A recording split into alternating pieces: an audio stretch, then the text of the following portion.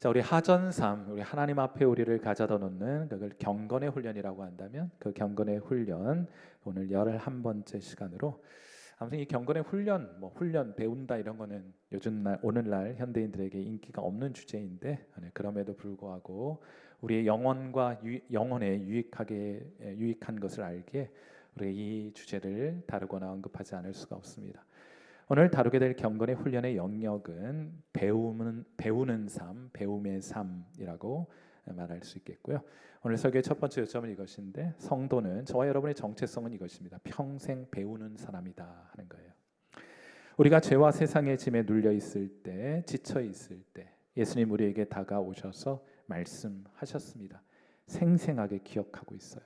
마태복음 11장 28절 수고하고 무거운 짐진 자들아 다 내게로 오라. 내가 너희를 쉬게 하리라. 이 말씀이 얼마나 우리에게 위로가 되었던지요. 이 말씀이 얼마나 우리에게 복음이었던지요. 맞아요. 주님, 제게는 쉼이 필요합니다. 안식이 필요합니다. 제게는 평안이 필요합니다. 그런데 하나님, 한 가지 질문이 있어요. 주님은 어디에 계신가요? 내게 오라 쉬게 하리라고 말씀하셨는데 주님 어디 계신가요? 제가 그걸 알아야 주께 가지요. 주께 가서 안식하죠. 쉼을 누리죠. 평안을 얻을 수 있죠. 주님 어디 계십니까? 하고 물었던 기억이 있습니다. 그러나 사랑하는 성도 여러분, 예수님은 우리를 어떤 장소에로 부르신 것이 아니에요. 예수님은 이 말씀 이어 우리에게 말씀해 주셨습니다. 마태복음 11장 29절 말씀, 이 말씀 같이 한번 또 읽도록 하죠. 같이 읽습니다. 시작. 나는 마음이 온유하고 겸손하니 나의 멍에를 메고 내게 배우라.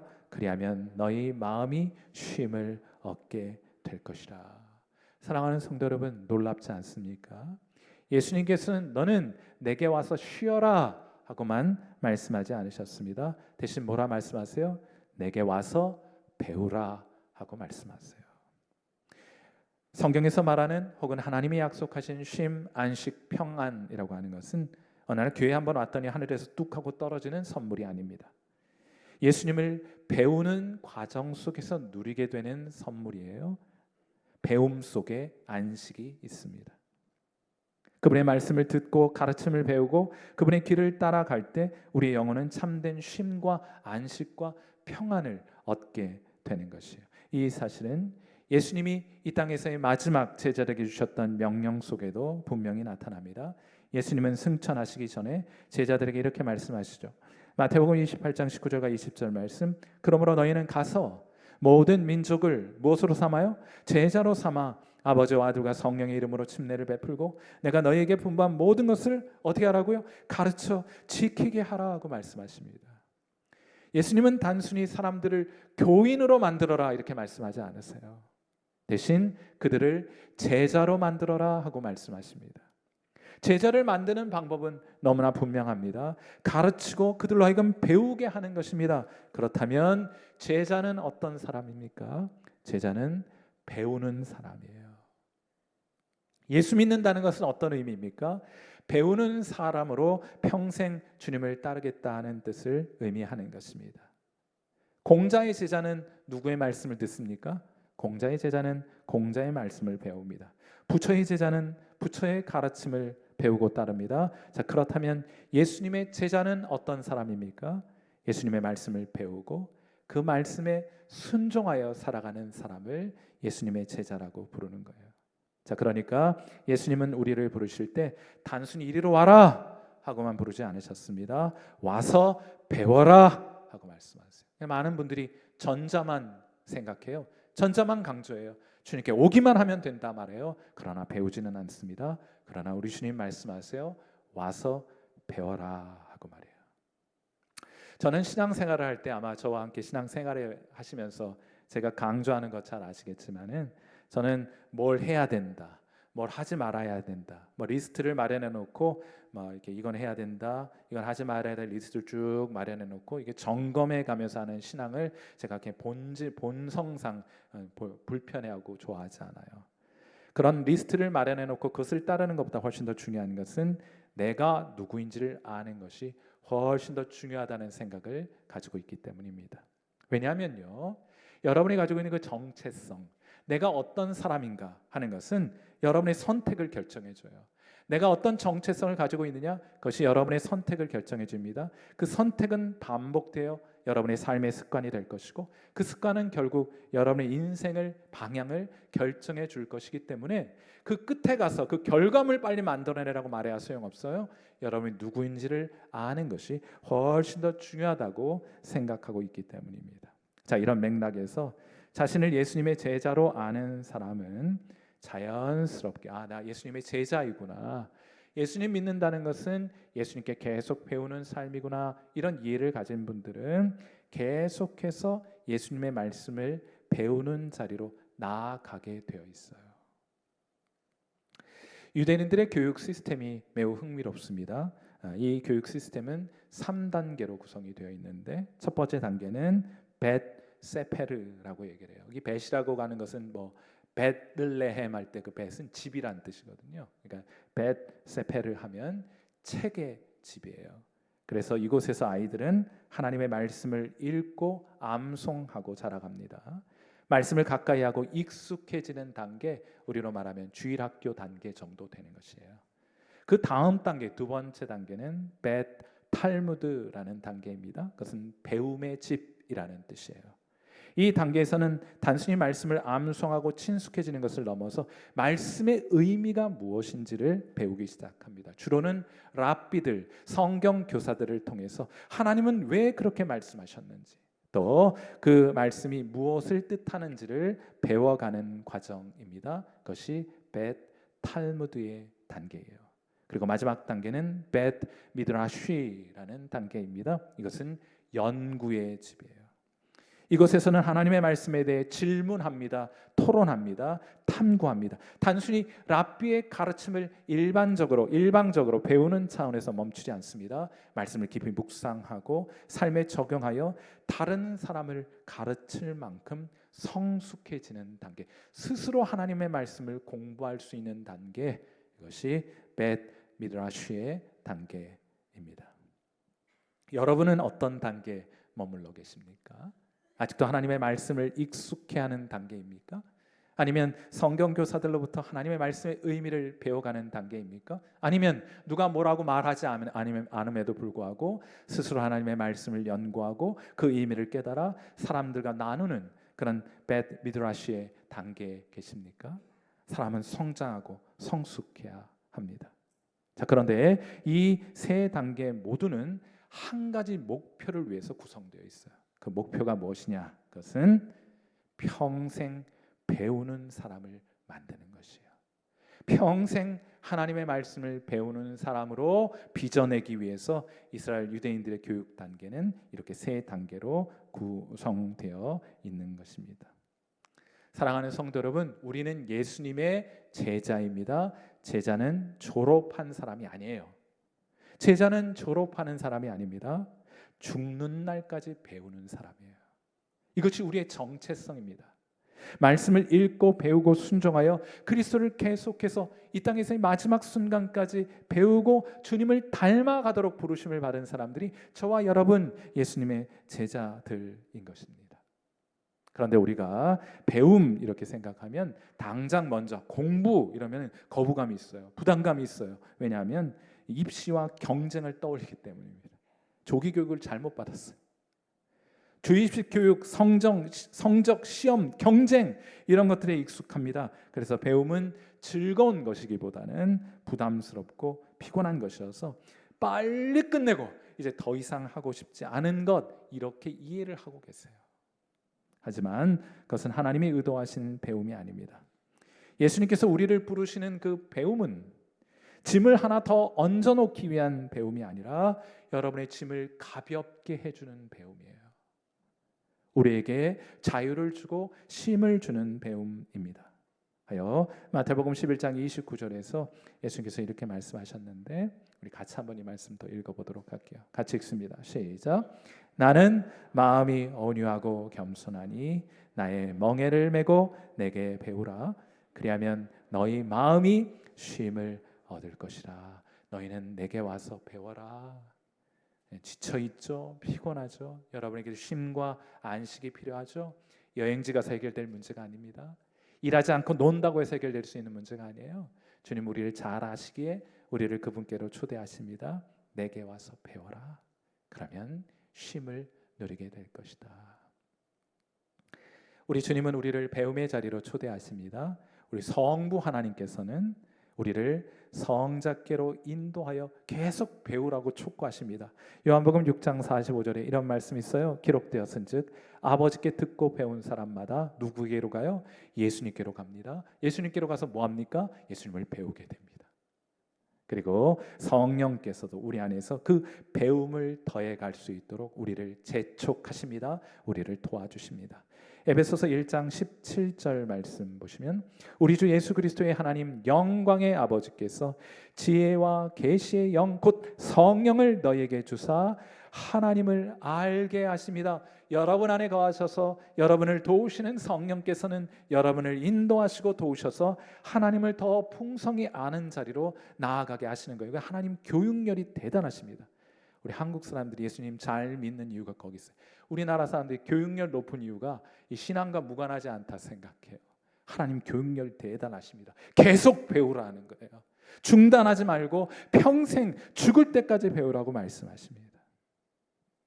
성부 하나님께서는 우리를 성자 하나님께로 인도하시고 성자 하나님께서는 우리를 가르치시고 성령 하나님께서는 그 가르치신 말씀을 깨닫게 해주시는 일을 하고 계신 거예요. 사랑하는 성도 여러분, 하나님은 우리를 배우도록 부르셨습니다. 우리는 평생 배우도록 부름받은 사람들이에요. 예수님의 제자에게는 졸업이 없습니다. 평생 배우도록 부름받았기 때문에요. 죽는 날까지 배우는 사람들이 저와 여러분이에요. 정체성을 그렇게 이해하고 계셔야 죽는 날까지 배움의 자리에 여러분을 계속 가져다 놓게 될 것입니다. 이런 이해가 없으니까 어느 순간부터 배움의 자리에서 여러분을 볼 수 없게 되는 거예요. 사랑하는 성도 여러분, 배움을 멈추는 순간 여러분의 성장도 멈추게 될 것입니다. 그러므로 배움을 중단하지 마세요. 끝까지 배우십시오. 그것이 예수님의 제자인 저와 여러분이 따라가야 할 예수님의 제자의 길이기 때문입니다. 부디 이 배움의 삶이 여러분 삶 속에 다시금 회복되는 은혜 있게 되기를 주님의 이름으로 축원해 드립니다. 배움이 멈추면 성장도 멈추게 돼요. 오늘 설교의 두 번째 요점은 이것인데, 배움이라고 하는 것은 하나님을 향한 여러분의 사랑을 표현하는 가장 구체적인 표현이라고 말할 수 있겠습니다. 어느 날 한 서기관이 예수님께 다가와 묻습니다. 당신은 가만히 보니까 성경에 정통한 사람인 것 같은데 구약 성경 혹은 하나님의 말씀 중에 가장 으뜸이 되는 계명이 무엇입니까? 하고 물었어요. 이 질문에 대하여 예수님 이렇게 대답하십니다. 마가복음 12장 30절 말씀. 네 마음을 다하고 목숨을 다하고 뜻을 다하고 힘을 다하여 주 너의 하나님을 사랑하라. 하나님 사랑하는 것이 가장 신앙 좋은 것입니다. 성경의 가르침은 하나님 사랑하라고 주신 겁니다. 이렇게 얘기를 하신 거예요. 사랑하는 성도 여러분, 여러분이 예수님을 만나 예수님을 믿게 되면 여러분은 하나님을 사랑하게 되어 있어요. 예수님 믿는다는 것은 하나님을 사랑하는 자리로 나아간다는 것을 의미하는 것이 아니겠습니까? 그래서 여러분이 하나님을 사랑하고 계신 거예요. 예수님 믿는 것은 하나님 사랑하는 겁니다. 가장 으뜸이 되는 계명이에요. 어느 정도 사랑하느냐? 목숨을 걸고 사랑하게 되는 거예요. 지금으로부터 한 120여 년 전 영국의 웨일스라고 하는 지역에 영적으로 큰 부흥이 일어나게 됩니다. 그 부흥의 불길 속에서 많은 젊은이들이 선교사로 헌신하게 돼요. 얼마나 부흥이 강력했는가 하면 부흥이 휩쓸고 간 그 자리에 그 지역에는 술집이 다 문을 닫았어요. 사람들이 술집에 안 가는 거예요. 술 취하지 말라 이는 방탕한 것이니 너희는 성령의 충만을 받으라는 말씀에 순종하여 사람들이 술집에 가지 않습니다. 그 술집 문을 다 닫는 거예요. 자, 이런 중에 많은 젊은이들이 선교사로 헌신하게 되었는데 그 중에 일부는 인도의 북동부 아쌈이라고 하는 지역에 선교사로 가게 됩니다. 이 부족은 자기가 죽인 사람의 머리를 자기 집 앞에 많이 걸어둘수록 강한 전사로 인정받는 매우 호전적인 부족이었어요. 그러니까 사람들 죽여가지고 머리를 그 집 앞에 대롱대롱 달아놓는 거예요. 이런 곳에 한 웨일스 선교사가 들어가 복음을 전하게 됩니다. 그리고 이 선교사의 헌신으로 어느 부부와 그들의 두 자녀가 예수님을 믿게 되어 예수님을 사랑하게 되었습니다. 이 소식을 들은 마을의 주장은 그들을 마을 광장으로 끌어와서 예수를 부인하면 살려주겠다, 이렇게 그들을 위협하게 됩니다. 그러나 이 집의 가장은 이 제안을 단호히 거절하게 돼요. 오히려 그 입술에서는 이 핍박과 위협의 순간 찬양이 흘러나오게 됩니다. 두 자녀가 그 눈앞에 죽임을 당해요. 그래도 그 입술의 찬양은 멈추지 않습니다. 이어 아내가 죽임을 당합니다. 그리고 마침내 그 자신도 순교의 길을 걷게 되었어요.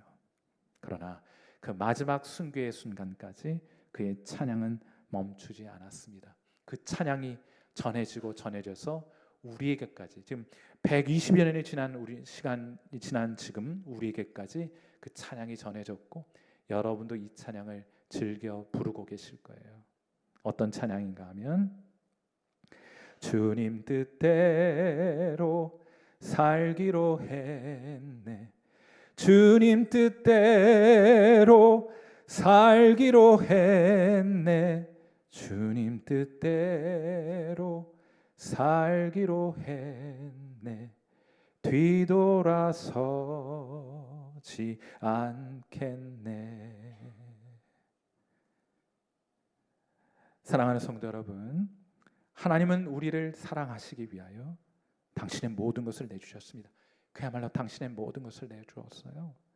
독생자의 생명까지 아낌없이 우리를 위해 내어주셨습니다. 십자가는 우리를 향한, 여러분을 향한 하나님의 사랑이 얼마나 크고 강한 것인지를 보여주는 사건이 바로 십자가의 사건이에요. 그리고 이 사랑을 받은 사람은, 이 사랑을 알게 된 사람은, 이 사랑을 맛본 사람은 더 이상 이전처럼 살 수는 없어요.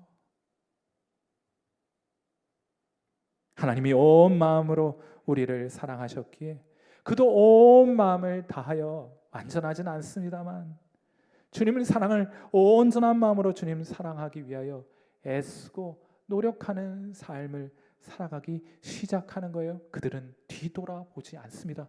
갈 곳이 없어요. 다시 한번 마가복음 12장 30절 말씀 보세요. 이 억지로 하라는 말 아닙니다. 주님의 사랑을 맛보면, 경험하면 이런 삶의 방향을 추구하며 살아가게 되는 것인데, 마가복음 12장 30절, 내 마음을 다하고 목숨을 다하고 뜻을 다하고 힘을 다하여 주 너의 하나님을 사랑하라. 이 가장 큰 계명인 줄 알고 이 계명을 위하여 살아가는 삶을 사는 것이에요. 그런데 제가 오늘 주제와 관련해서 이 구절에서 좀 주목해 보고 싶은 것은, 여기 뜻을 다하여 하나님을 사랑하라 하는 거예요. 뜻을 다하여 하나님을 사랑하라. 여기 뜻이라고 표현된 헬라어는 원어로 디아노이아라는 명사가 사용되어 있어요.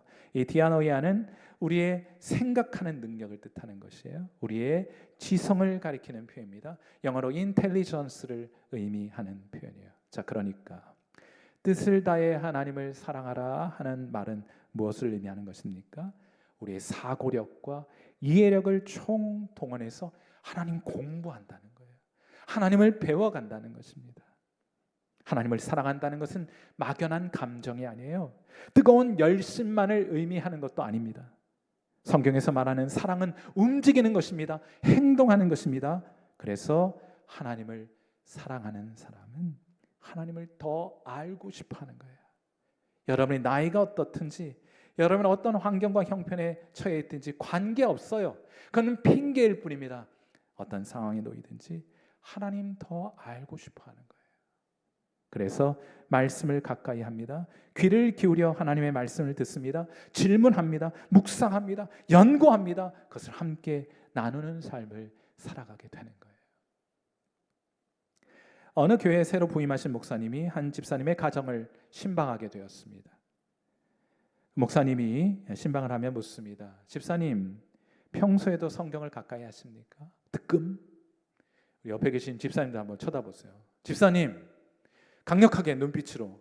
집사님, 평소에도 성경을 가까이 하십니까? 눈을 피하는 분들은 10중 8구 집에 그냥 성경책 뒀다가 주일, 요즘은 성경책도 안 들고 다녀도 이유도 좋아요, 그렇죠? 핸드폰에 다 들었으니까. 아무튼 이런 질문을 목사님이 집사님에게 던졌습니다. 그랬더니 집사님이 자신 있게 대답합니다. 그럼요, 저는 성경을 읽지 않으면 밥맛이 없을 정도예요. 밥맛 없는 성도예요. 여기가 이야기가 여기서 끝났으면 참 좋았을 것입니다. 그런데 이 집사님이 목사님에게 잘 보이고 싶었는지 아이에게 말합니다. 얘야, 건넌방에 가서 엄마가 매일 읽는 그 책 좀 가져오너라. 내가 좀 눈치가 없었어. 엄마가 늘 읽는 책을 한 권 들고 왔습니다. 성경이 아니라 여성지를 한 권 들고 왔다는 거예요. 여성지를 읽는 것이 잘못되었다는 말씀을 드리고자 하는 것이 아닙니다. 다만 우리에겐 성경보다 더 사랑하는 것이 너무 많다는 거예요. 너무 많다. 여러분 자녀들에게 아빠가 즐겨 읽는 혹은 아빠가 가까이 하는 엄마가 즐겨하는 그것 좀 가져와라 하면 여러분의 자녀들은 무엇을 들고 오겠습니까? 10중 8구 스마트폰 들고 올 거예요. 유튜브 켜가지고 들고 올 겁니다. 그렇지 않아요? 복음주의 영성신학자 가운데 리차드 포스터라는 분이 계신데 이분이 이런 말을 했어요. 많은 그리스도인들이 공부하는 훈련에 자신을 들이지 않기 때문에 두려움과 염려의 노예가 되어버렸습니다. 여러분이 왜 염려합니까? 왜 불안해합니까? 왜 두려워합니까? 공부하지 않기 때문에, 배우지 않기 때문입니다. 그들은 교회에 출석하고 찬송하고 기도하고 순종하려고 애쓰지만 삶은 좀처럼 변하지 않습니다. 왜입니까? 그건 하나님이 우리를 변화시키는 핵심적인 방법 가운데 하나인 무엇을요? 공부를 소홀히 하기 때문입니다. 전 세계 어디든 복음이 처음으로 들어가는 곳에는 선교사님들이 3가지 건물을 세우게 됩니다. 첫째는 병원을 세워요. 여러분 대구에 가면 동산 무슨 병원이 있죠?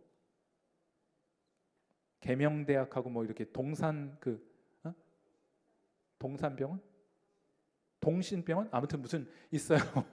네, 거기 가시면은 가장 먼저 병원을 세웁니다. 왜요? 죽어가는 사람이 일단 살려놓아야 하기 때문이에요. 그 다음 2번째 세우는 건물이 무엇입니까? 학교를 세워요. 무엇하라고요? 사람들에게 글을 가르치기 위함입니다. 단순히 글을 가르치는 것으로 끝나는 것이 아니에요. 3번째는 교회입니다. 하나님을 알고 평생 그분을 배우도록 하기 위해서 선교사님들이 들어가는 곳에는 3가지 건물이 함께 세워지게 됩니다. 병원, 학교, 교회인 거예요.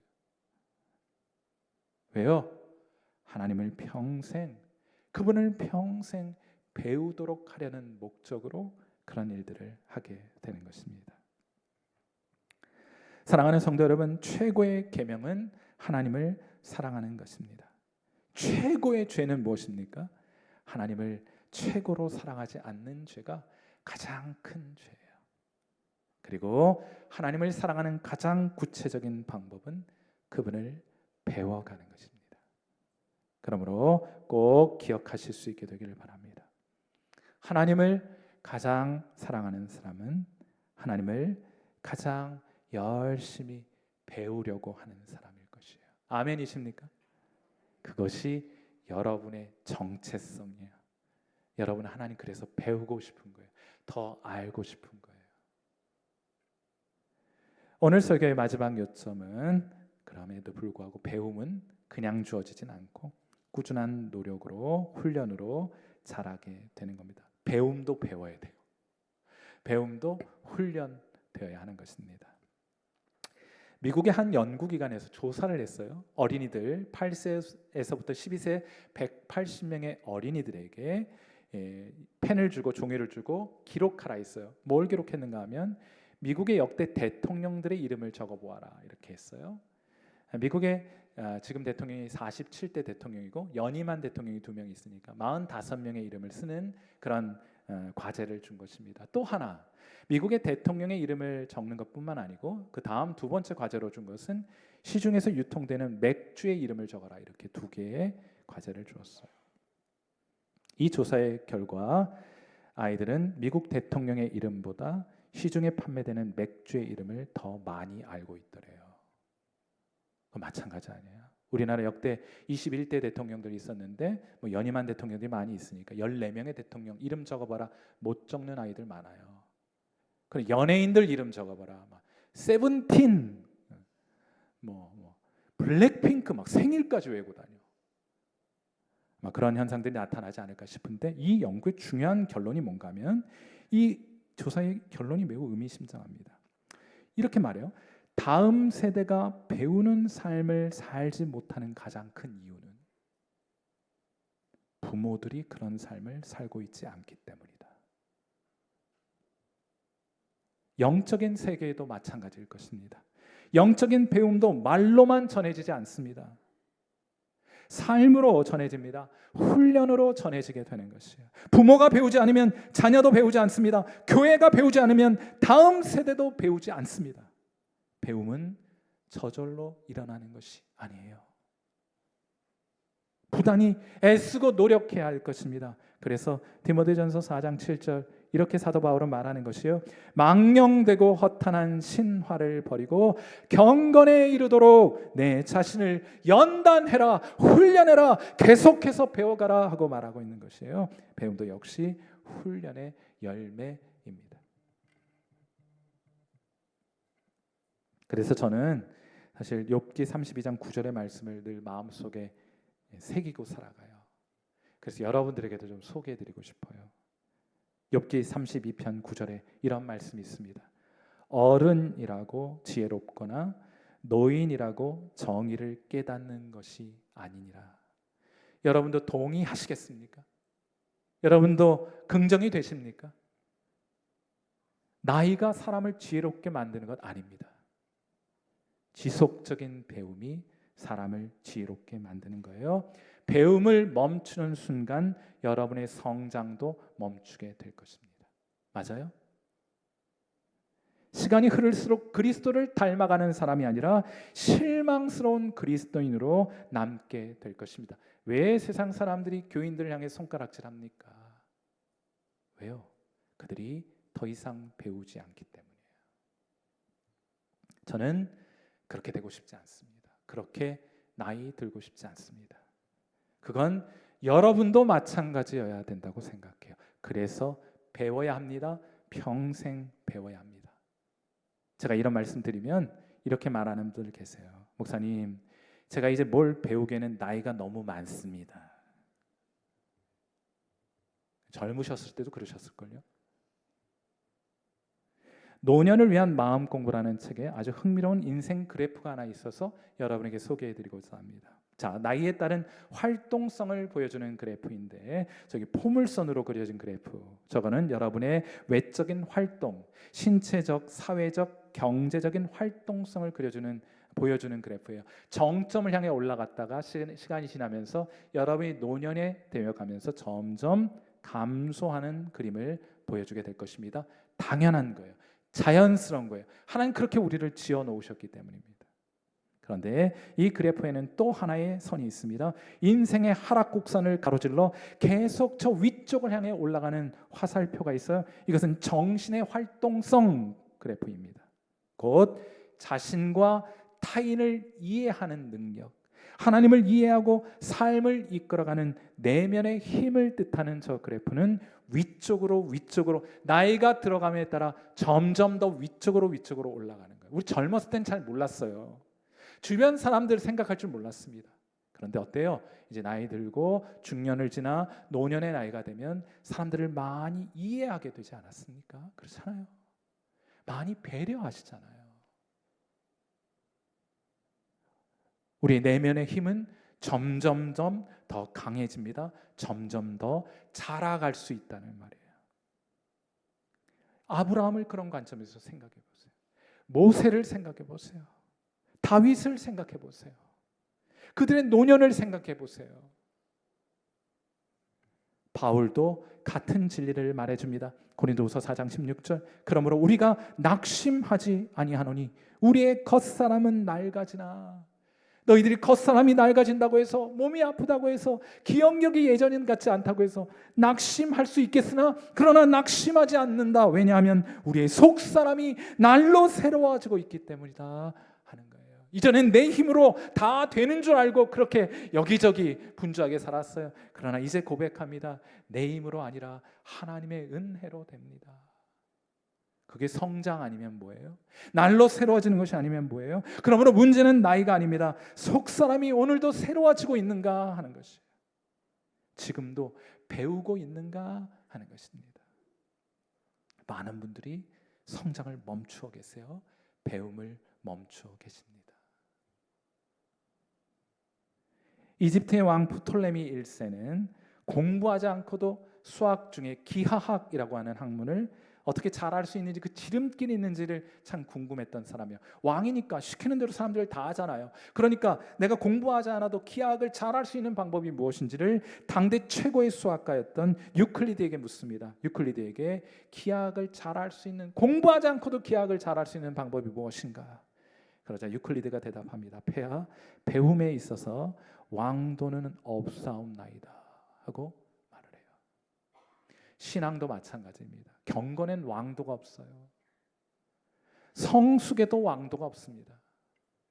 배우고 훈련하고 순종하는 길밖에 없어요. 자, 우리의 정체성은, 오늘 이 자리에 오신 여러분, 우리의 정체성을 잘 이해하고 돌아가셨으면 좋겠어요. 나는 평생 배우라고 부르심을 받은 사람이다. 나는 평생 배우게 될 사람이다. 자, 그렇다면 여러분이 평생 배우는 사람으로 살아가기 위해 무엇을 해야 될까? 제가 세 가지 제안을 드리고 싶어요. 첫째로, 계속해서 배움의 자리에 여러분을 두셔야 합니다. 혼자는 안 해요. 여러분, 영적인 전쟁을 너무 만만하게 봐요.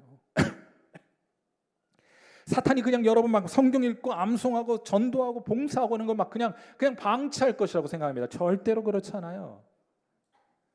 여러분 혼자 있으면 안 하고 있을 가능성이 높습니다. 우리가 그럴 주제가 아니에요. 성경 읽기 반에도 가입하셔야 합니다. 그래야 성경 읽어가는 거예요.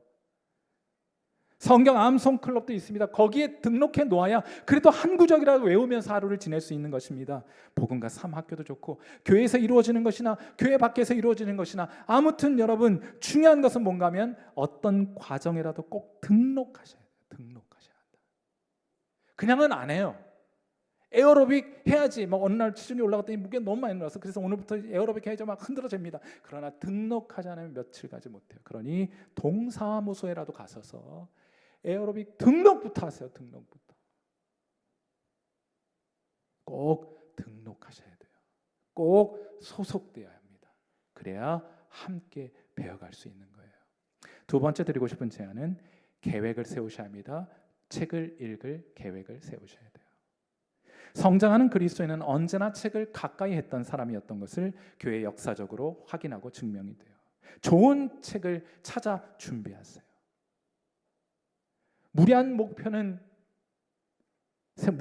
세우기보다는 작은 목표부터 시작하셔야 합니다. 하루 한 페이지 정도는 얼마든지 읽을 수 있잖아요. 아무리 바빠도 읽을 수 있잖아요. 중요한 것은 분량이 아니라 꾸준함일 것입니다.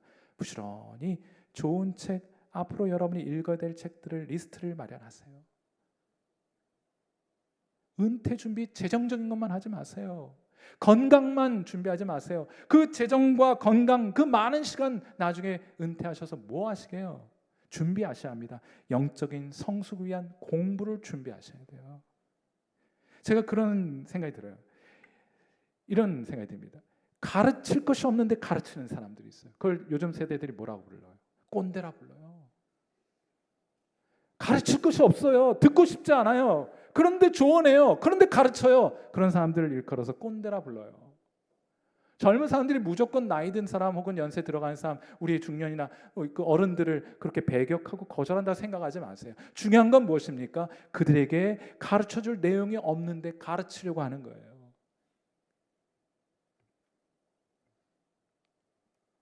여러분, 우리가 우리의 이후, 뭐 요즘 말로는 뭐 저희는 100세까지 산다 그러고 저희 다음 세대는 120세까지 모세만큼 산다 그래요. 그 노년을 우리가 잘 지혜롭게 성장을 위한 준비를 함께 갖추어 가야 할 것이 아니겠습니까? 마지막으로 사람들을 통해서도 배워야 합니다. 책을 통해 배워야 될 때도 있고 사람을 통해 배워야 될 때도 있어요. 사람들을 만나 대화하십시오. 젊은 사람들도 만나고 동년배들도 만나고 연세가 드신 분들도 만나 대화하세요. 직접 만나기 어렵다면 전화도 좋고 카카오톡도 좋고 이메일도 좋아요. 이때 중요한 것이 있어서 항상 질문을 준비하세요. 질문하는 사람은 성장하지만 질문을 멈춘 사람은 성장을 멈추게 됩니다. 배우는 사람은 질문하게 되어 있기 때문에. 그러므로 사랑하는 성도 여러분, 우리는 그냥 나이를 먹을 사람들이 아닙니다. 우리는 죽는 날까지 배우고 죽는 날까지 성장하고 죽는 날까지 예수님을 닮아가는 예수님의 제자들입니다. 부디 이 정체성 마음에 깊이 새기시고 그렇게 하루하루 평생을 배워가는 성도로 예수님의 참된 제자로 살아가시는 귀한 은혜가 저와 여러분에게 있게 되기를 이 아침 주님의 이름으로 축원해 드립니다. 우리 함께 기도하겠습니다.